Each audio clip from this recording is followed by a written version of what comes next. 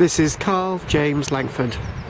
I'm at Nels Point and we've just come for a little bit of a search for the location of one of the wells on Nels Point.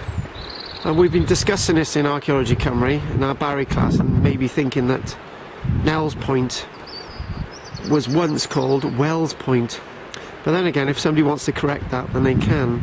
So I'm just showing you where the route of where this well is.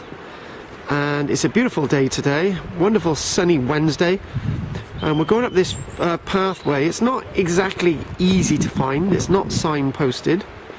It's St.BARRUC'S well, or the well that's been named St.BARRUC'S well. There were probably up to 3 wells on Nels Point, and one closer towards the chapel that I'll make another video of in the future. Was probably originally called St.BARRUC'S well, but for now this is the St.BARRUC'S well. It was preserved and left in this housing estate. The housing estate isn't that old here at all. It's a nice locality to sit. It's quiet.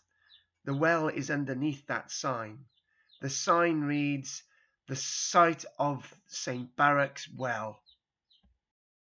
It's a wonderful place that you would probably contemplate life today.